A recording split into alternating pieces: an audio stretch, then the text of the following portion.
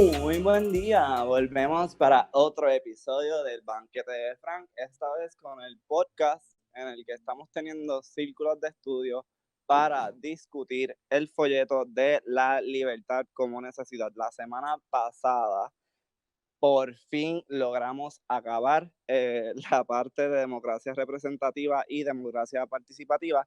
Esta semana vamos a estar discutiendo con ustedes nación, clase y autodeterminación.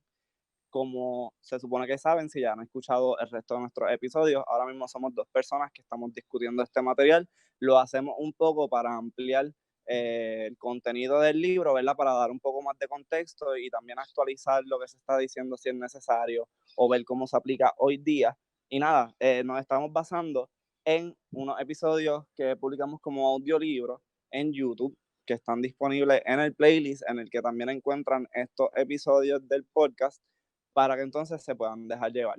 Igualmente, no lo mencioné la semana pasada, se me olvidó, lo menciono ahora. Si tienen algún comentario sobre alguna parte específica del libro que ustedes quieren que se registre dentro de la estructura del podcast y que la leamos por ustedes, nos pueden dejar saber y nos encargamos de hacer un episodio extra en el que se recojan las impresiones entonces de las personas que están leyendo el libro independientemente sin participar del podcast. Así es que hoy nuevamente vamos con nación, clase y autodeterminación. Pues damos a chat. Ok, aquí podemos detenerlo en el minuto 2:27, que básicamente concluye la primera, lo que básicamente una narración en torno a Betance y la clase dominante. Y es curioso porque yo creo que esta es la tercera vez que la lectura comienza desde la invasión. Y interesante ese énfasis en la invasión, porque yo creo que la historiografía puertorriqueña se tiende a tomar como el punto, es como si fuera una especie de revolución, obviamente no una revolución, pero o sea, es como si fuera un punto tan traumático en la historiografía como fue la Revolución Francesa. Y es curioso el planteamiento que sobre Betance, reconocemos Betance que viene de una generación, el 1800, lo que mi profesor de historia lo llamó la generación del 48, porque Betances literalmente viene, se cría, o más bien se forma la revolución de 1848 de Francia, donde se abolió la esclavitud y se entró a la Segunda República. Y es curioso que venga de ahí. Sabemos que Betances era también un afrancesado en muchos aspectos.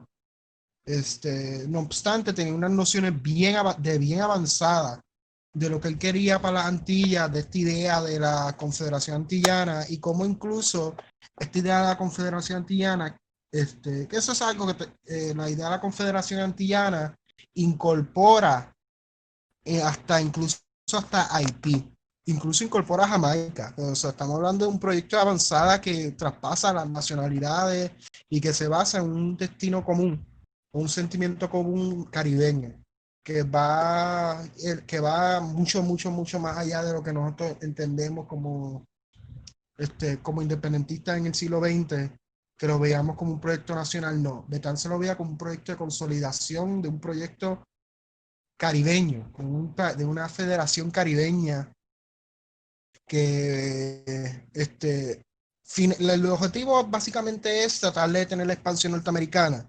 Es lo mismo, de alguna forma es una repetición del proyecto de Simón Bolívar de crear una confederación latinoamericana para detener la expansión norteamericana, y es una constante en la intelectualidad caribeña. Incluso Martí más que nadie, Betance y Martí, ellos nunca se encontraron, nunca se vieron de cara, pero compartían tantas ideas similares.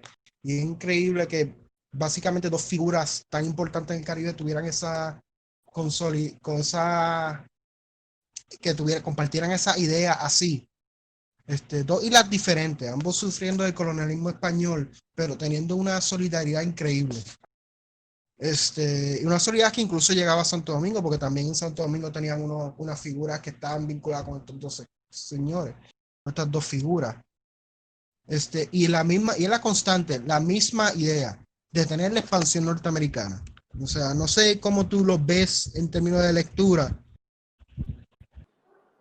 vamos a decir que justo por esa formación que tú mencionaste ya, y por el hecho de que también tenemos que reconocer que estos tratos y estas conclusiones a las que llega Betance, número uno, los tratos los hace de frente con diferentes personas activas en movimientos independentistas en los diferentes países del Caribe, en las islas.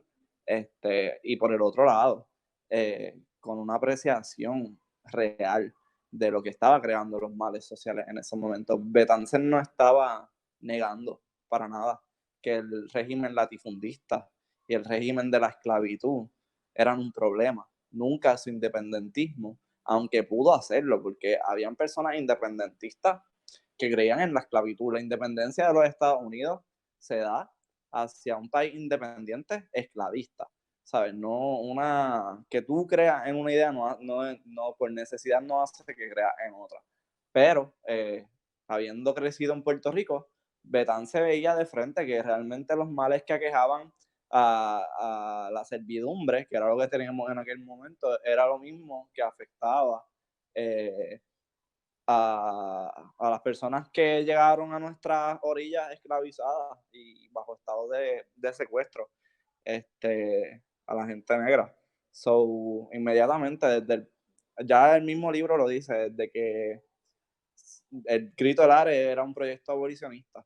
Entonces sí, yo entiendo muy bien que él tenga este sentimiento porque lo que hace falta es viajar con la mentalidad de conocer el país, más allá de turistear, y de conocer a la gente y hablar con la gente de los diferentes países caribeños. Si uno tiene la oportunidad o si logra escuchar o hablar con alguien, entonces tú te pones a hablar con esta persona de cuáles son los problemas que hay allá, y cuando tú vienes a ver, están diciéndote los mismos problemas que hay en Puerto Rico.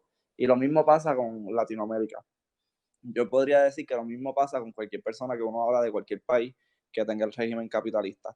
Así es que sí, ahí hay una necesidad de, como somos una fuerza que tiene que luchar por algo, pues obviamente la apuesta que tenemos que hacer es a la unión de toda la gente que está sufriendo lo mismo para crear un cambio. Pues entonces se hace el trabajo más fácil. Ya en ese momento se estaba observando cómo Estados Unidos estaba cambiando su rol en el mundo, cómo estaba asignando roles a las tierras que una vez eran colonias españolas, francesas, etcétera, en esta parte del mundo, y cómo ese destino manifiesto de que América para los americanos, y por americanos estamos diciendo las corporaciones norteamericanas superpoderosas, estaban empezando a crearse. Así es que para una persona lúcida y que tiene tiempo para ver este asunto, porque Betance sí tenía esa conciencia y actuó sobre ella, no fue una persona que sabía que eso estaba ocurriendo y se negaba a decir lo propio por la oportunidad del momento o cómo fuera a ser tomada la verdad o no, si había consenso sobre esa verdad o no. Él sabía que el coloniaje era un problema y él sabía que una relación con Estados Unidos se convertiría en un problema, y en el 2020 las palabras de Betance y el alerta que da al riesgo del minotauro norteamericano no pueden ser más reales. Así es que para mí es validar eso. Entonces, con lo que estás diciendo del momento en el que él empieza la narrativa en las partes, me hizo pensar que muchas veces, no sé si eso fue lo que trataste de decir, no sé si fue que no te capté, pero lo que entiendo es que, o lo que sentí, ¿verdad? Que la narrativa en Puerto Rico siempre empieza después de él, ¿verdad? Como que siempre se nos narra la historia después de Muñoz y diciéndonos lo que hizo Muñoz. Sin Sí, embargo, sí, o sea, aquí, mira, aquí es lo que tú dices, aquí muchas personas, muchos historiadores, el mismo departamento de historia, y a mí me importa si ellos lo escuchan, yo quiero que lo escuchen.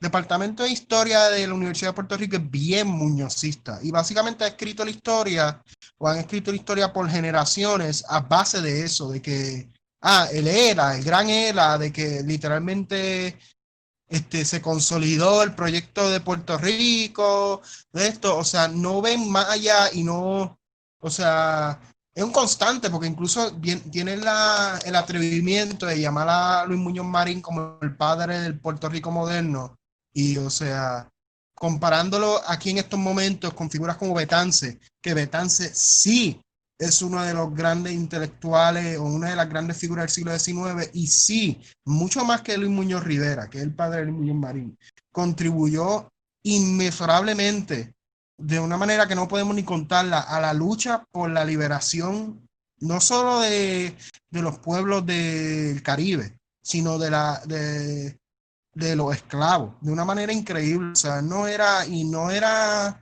una persona que transaba, o sea, no era en la esclavitud, era libertad absoluta. No había compromiso, no había ningún tipo de pago a los dueños de esclavos por eso, era eso, libertad. Abolicionismo radical en todo sentido de la palabra. Y si Betances siempre estuvo comprometido con eso, y el contraste que yo quiero sacar de que, o sea, aquí hemos visto la historia, o la historia la hemos visto al revés. O sea, en el tope de la historia es Luis Muñoz Marín y Betances está lo último, debería ser al revés. Betances es la figura que debemos aspirar y debemos estudiar mucho mejor y mucho más que Luis Muñoz Marín. Sí, O claro. sea, tú que eres de educación, tú me imagino que has visto ese problema. No, sí, eso era lo que iba a decir, como que lo que tenemos que pensar es en qué aprendimos en la escuela cuando asistimos a ella. Si fuimos a escuela pública, obviamente, como en mi caso, lo que nos daban básicamente desde Kindle, porque el libreto no cambiaba mucho, eran los indios, los africanos, los españoles, con sus tendencias y whatever que fuera oportuno decir en aquel momento. De momento están los Estados Unidos, de momento Muñoz, pero entonces la invasión jamás realmente se discute como invasión ni como hecho histórico engranado dentro de un proceso de lucha por independencia latinoamericana y de Cuba, como muchos detalles que son bien importantes para entender lo que realmente ocurrió y darse cuenta que aquí vinieron a robarnos nuestras tierras. Oportunamente el Departamento de Educación de Puerto Rico realmente lo ha eliminado de los libros, eso hay que aceptarlo. Para uno aprender sobre todos estos temas, tienes que tener suerte de tener alguna figura que de momento te diga, mira, esta realidad también existe y es más real que la que estás viviendo, como ese momento de cambio de, rayo, esto es lo que está pasando, ya entiendo todo esto, ya yo sé, porque yo estoy tan fogado por el mundo entero, pero es que no en balde. Tú sabes, ahí es que uno entiende la injusticia del mundo y por qué uno se siente en esta situación de supervivencia. Y Claro. eso es para demostrar. Ellos están cubriendo sobre la historia. Hablamos de estas figuras que son del autonomismo puertorriqueño, hasta Luis Muñoz Marín. Y esas son las figuras que se resaltan. No se resaltan estas figuras que eran abolicionistas, más que nada, que eran personas de compromiso, de integridad, que estaban comprometidos con la liberación de Puerto Rico. Y eso es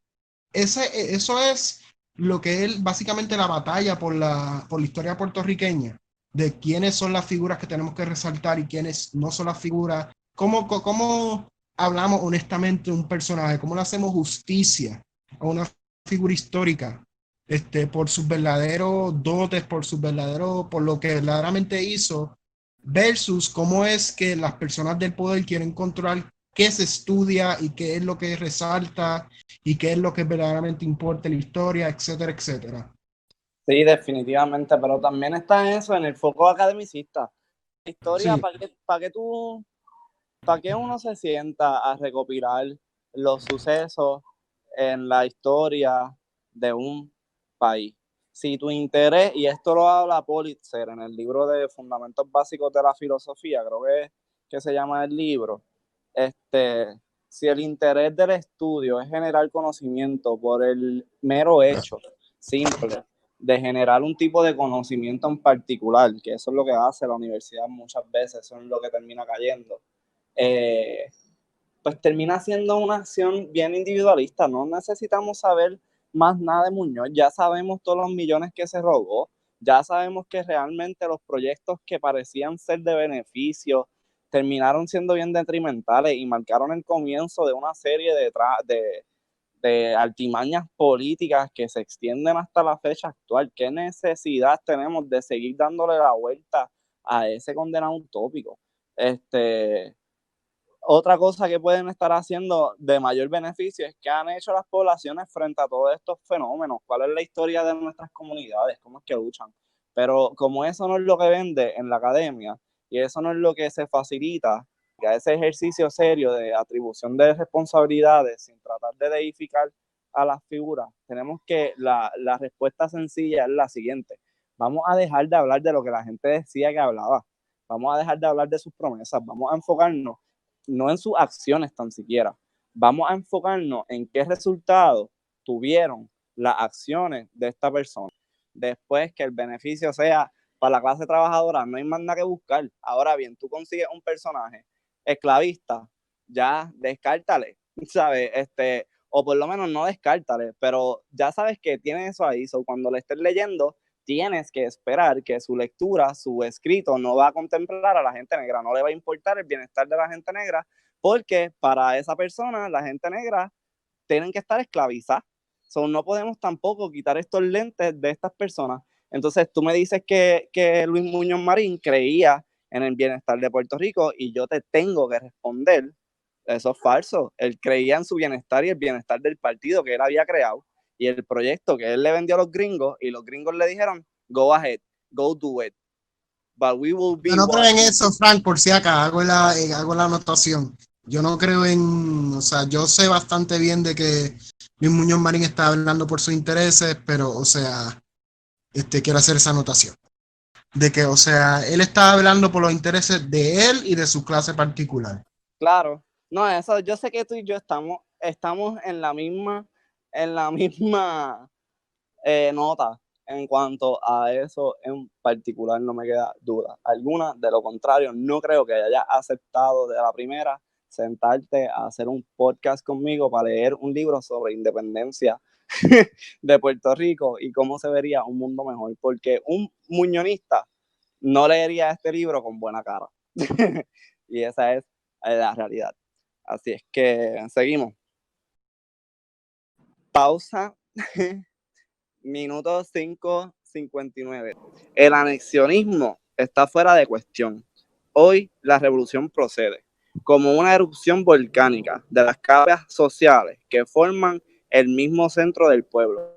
¿Qué panorama tan bello sería ese? Pero esto dicho, después quiero explicar el proceso en el que estas personas que tienen intereses mercantiles, comerciales o de alguna relación de ese tipo de interés con los norteamericanos realmente están, según sus propias palabras, tratando de romperle las jaulas al león para controlarlo con sus propias manos.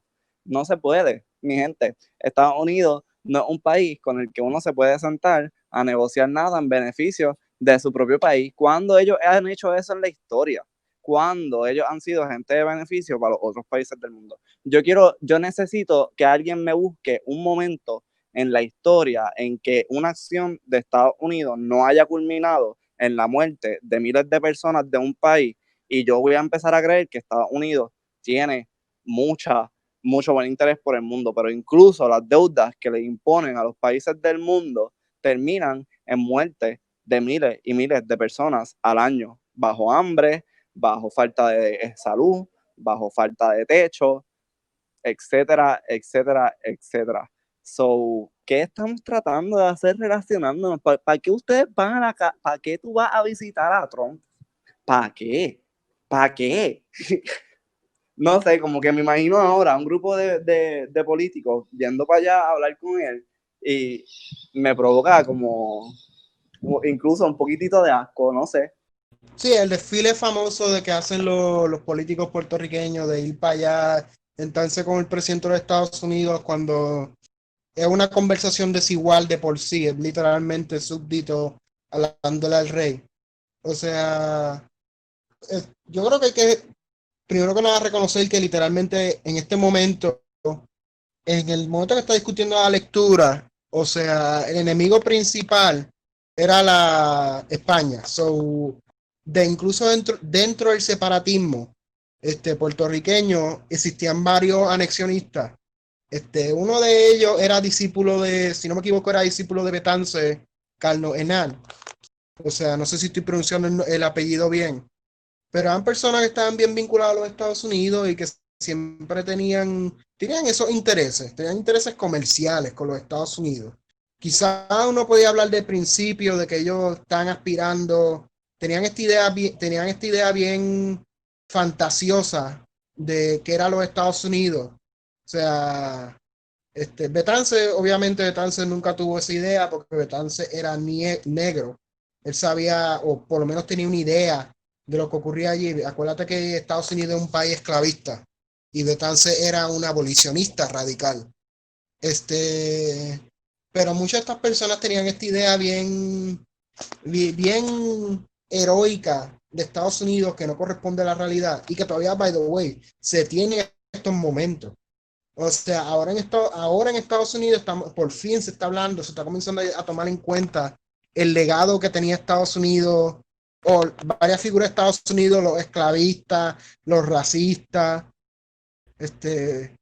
que yo insisto en que estas discusiones que se están teniendo ahora mismo no son suficientemente profundas o no van a llegar a la raíz del asunto si no discutimos el capitalismo o lo que inspiró a esta gente a que literalmente tuvieran una dependencia particular, o no una dependencia, una insistencia en que existiera la esclavitud, porque la esclavitud existe a partir del capitalismo, o por lo menos en un sentido de que ellos tienen una necesidad de oprimir a unas personas para generar ganancias. Sí, sí, no, la dinámica de las relaciones cambia. Sí. Porque, por ejemplo, el esclavismo del que hablamos cuando hablamos de Grecia, si nos vamos a poner occidentalistas con el tema, es diferente al esclavismo que se vivió aquí. Entonces, también podemos pensar, a pesar de que en Latinoamérica hubo países latinoamericanos que no vieron el régimen esclavista a proporciones tan grandes como, por ejemplo, lo que fue Venezuela y México, que tuvo una cantidad de gente esclavizada considerable. Ecuador, por ejemplo, no tuvo casi, pero sí vivieron lo que era el servidismo. Y como son mutaciones de una dinámica de explotación. Como en aquel momento se sostenía porque el valor no estaba en el capital. Tú tenías poder, tú tenías fuerza, porque tú tenías tierra. Después que el hecho estaba en tener las tierras, en poder explotar las tierras y tener una fuerza trabajadora que la explotara. Pero esa táctica de explotar a la gente corresponde con unas clases que es la feudal. Entonces la clase feudal tiene relaciones con la corona, a pesar de que sean dinámicas puramente económicas, pero bajo esas condiciones la burguesía no puede expandir su capacidad a la forma en que quieres o necesita algo mejor, necesita salir de eso, y la esclavitud de hecho no es compatible con el capitalismo. Marx en el Capital, yo creo que de las primeras cosas que Marx dice cuando uno empieza a leer el Capital es eso que dije, no hay forma que la esclavitud sea compatible con el capitalismo por el mero hecho de que tu esclavo, esa persona que tú tienes como esclava, se vuelve parte de tu capital. Eso quiere decir que tú tienes que invertir constantemente en esa persona y esa persona termina siendo tu responsabilidad. Así es que al final del día, tú pierdes. Tú pierdes de muchas formas. Una industria que se trate de imagínate ahora mismo una fábrica que la gente está esclavizada. Eso no va a generar la misma ganancia a que te puedo controlar las horas, no te tengo que pagar tanto, no te tengo que pagar casa, tú tienes que pagar tu propia casa. Al mismo tiempo, otra clase capitalista empieza a emerger, que es la clase bancaria, es la clase que hace los préstamos, quien facilita todo este menjunje de mantenernos en este estado, porque al final del día nuestra esclavitud termina siendo la deuda. Cuando uno lo piensa, tú debes el carro, tú no puedes dejar de trabajar, tú debes la casa, tú no puedes dejar de trabajar nunca. Sí, siempre vas a tener algo que vas a deber, porque siempre le vas a tener. El punto es que tu dinero salga de tu bolsillo y se mueva para el bolsillo de alguien más. Eso es lo que crea capital. So, si la persona está teniendo que mantener toda su fuerza de trabajo. O sea, si nos fuéramos a discutir todo esto, todos estos problemas de relaciones sociales en el siglo XIX, literalmente teníamos que hacer hasta otro podcast para discutirlo, porque el problema es que aquí en Puerto Rico existió la esclavitud y la esclavitud existió con esta explotación, con este sistema de explotación en el siglo XIX. Aquí incluso hubo hasta una figura que se volvió, no sé si lo has escuchado, el Marqués de la Esperanza, que fue uno de los dueños de esclavos más grandes en la isla. O sea, aquí, o sea, y no te estoy mintiendo, aquí literalmente hubieron marqueses. No eran muchos, pero hubieron algunos. Que después se volvió líder del Partido Incondicional Español. Y muchas de estas figuras que tenían esclavos pertenecían a eso, a una clase social hacendada, bien pro-española, que su entera industria, su entera hacienda giraba en que necesitaban esclavos. Claro, o sea, había unas contradicciones en todo esto, esas contradicciones trataron de ser paliadas con la ley de la libreta que se discute aquí posteriormente, un poquito más adelante en la lectura. Este, que básicamente era una idea de tratar de hacer que todo el mundo trabajara, crear este sistema de que la gente que no tuviera trabajo tuvieran que trabajar en la hacienda o en las tierras. Que por cierto, esa idea nunca funcionó verdaderamente porque la gente era una especie de esclavitud al campesino blanco. Aquí nunca existió una esclavitud tan fuerte como en Cuba. En Cuba sí tú ves unas contradicciones bien fuertes. Principalmente la razón por qué la guerra de independencia de Cuba tuvo mejor éxito es precisamente porque había una población esclava mucho más grande. Claro, Este, ellos eran la mayoría realmente. Eso sí, fue exacto. lo primero que Exacto. yo aprendí que me chocó, ¿verdad? Significativamente me abatió. Era eso, como yo llegué, me acuerdo que en una clase a un profesor en primer año le dije, profe, pero espérate, aquí hay más gente negra, ¿por qué no hacen nada? Y me dice, no, pero ya mismo, y ya mismo fue que empezaron la revolución por independencia y también abolir la esclavitud. Claro, es que todo va a crear una dinámica social en algún momento. Sí. Aquí, mira, aquí no existió, o sea, cuando tratamos de hablar sobre esta idea que elaboró Marx, Puerto Rico es bien difícil colocarlo dentro de ese esquema porque Puerto Rico está literalmente caminando por un sendero entre feudalismo y capitalismo. Nunca existió una clase social proletariada hasta casi finales del siglo XIX. Y cuidado. Que, que sí, pero no, porque sí. Entonces aquí estamos hablando de eso que Marx hizo estas categorías como que para tratar de entender el Sí, mundo. No se aplican homogéneamente en la historia en ningún lado. Él mismo lo decía. La gente que dice que se aplican homogéneamente en todos lados está mintiendo. Esa gente no sabe entonces de Marx porque él mismo dijo, esto no aplica para todos lados. Marx no estudió más allá de Europa porque era el alemán. No esperen que lea de Puerto Rico porque Puerto Rico es una isla.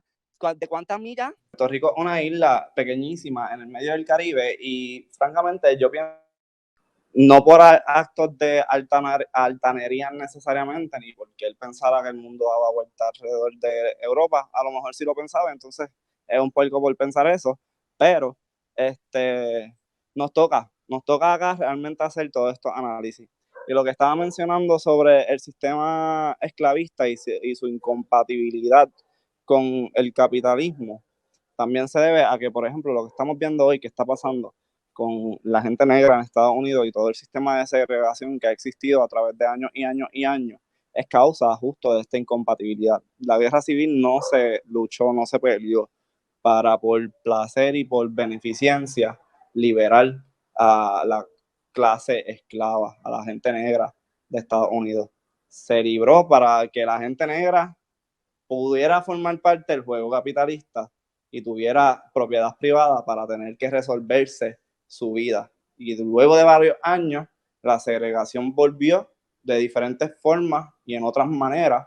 Ya no estaba en obligación de estar en la plantación, pero no podía utilizar las mismas cosas que otras personas, como ejemplo, cosas que bien sabemos hoy día. Perdón. y es parte de lo que estábamos hablando al principio de la historia, de cómo se contó la historia de Puerto Rico. Y me gustaría insistir en que en Puerto Rico aquí también tenemos que pensar que los esclavos no fueron necesariamente esta fuerza pasiva en Puerto Rico, fueron yo creo que uno de los motores principales de resistencia desde mucho antes, desde el principio del siglo XX. Yo he leído capítulos sobre literalmente que aquí una de las bases de la independencia en Puerto Rico, un proyecto independentista dirigido por un agente de Haití. Ahora mismo se me escapa el nombre porque es complicado, creo que era Hossein Draconier, que incluso aquí trataron de establecer una república a base de los esclavos, como Haití, o sea, como una inspiración de Haití que muchas veces pasa ineludible. Aquí cogen referencia de Cuba o de Santo Domingo, incluso la bandera de Puerto Rico está inspirada primero en Santo Domingo y después en Cuba. Pues mira, o sea, aquí hubo una gente que se dirigió desde esa óptica, desde una óptica de esclavo, que muchas veces pasa desapercibido por nosotros los independentistas, y yo creo que es algo que se debe recobrar, porque es algo histórico en nosotros. Insistiendo en estas cuestiones que la gente dice que es marxismo, pero realmente no es marxismo, de estar diciendo que las luchas de raza no son importantes. Eso es súper importante. Eso tú no le puedes quitarle el dedo de encima. Esas luchas se tienen que dar. Esas luchas hay que apoyarlas. Sí, eso es reduccionismo de clase. Sí, es una estupidez. Como ese debate, nuevamente, son debates que yo escucho que es como, ¿por qué ustedes están diciendo que, y si eso es parte del marxismo? Pues es verdad, no me consideren marxista, entonces considérame que aplico el materialismo dialéctico de Marx. Entonces, si no puede ser la lucha de raza parte del marxismo, que no entiendo cómo no es compatible, déjenme decir esto, que esto me dio un shock a mí, porque es que nuestra clase, la gente marxista, estamos muy mal representadas en público. Y las figuras que son bien públicas sobre el marxismo, usualmente en verdad no saben de qué DH están hablando. Y dicen unas aberraciones de las que yo en verdad no voy a pedir perdón porque no son mis expresiones, pero quiero alertar frente a ellas y dejar bien claro que no, eso no entra, no. Estaba viendo el post de un post en algún lugar en Facebook, en un foro marxista, y era sobre el aborto, que el aborto es contradictorio con el marxismo, porque nosotros como marxistas, tenemos que luchar siempre por la clase más oprimida, y en este caso, la clase más oprimida es el feto, mi hermano. ¿Qué? Perdón. Eso no tiene sentido. Así. O sea, yo he escuchado cosas de que, o sea, los derechos de la mujer, que eso no tiene nada que ver con el marxismo. Yo lo he escuchado. He escuchado cosas de que, o sea, ¿por qué los marxistas tienen que defender los derechos de los gays? También lo he escuchado, pero llegar hasta el punto de un feto, de considerar un feto, eso es descabellado. Yo quiero saber de dónde rayos ese señor sacó esa idea. I'm sorry, grupo celular básico, casi inexistente y microscópico, no me importa. En verdad no me puede importar, porque es que, ¿cómo yo voy a poner en riesgo, pensando que estoy en el gobierno, cómo yo voy a poner en riesgo la vida de una mujer porque no quiere ser madre y quiere ir a hacerse un aborto? No, yo no puedo tomar esa decisión por nadie, le responde. Eso sí que es una decisión individual. Gracias por escuchar este episodio. Vamos a estar grabando todas las semanas. Como siempre digo, determinamos los horarios, casi siempre lunes, puede ser martes, y empezamos a grabar. Si usted quiere participar de forma indirecta, nos puede enviar sus comentarios, nosotros los leemos, le damos voz de esa forma, si no se atreve a participar del podcast en vivo, pero toda persona está invitada. Lo importante es que leamos y estudiemos en conjunto para entonces poder hablar del texto. Hasta la próxima. Recuerden darle follow a todas nuestras redes. Bye.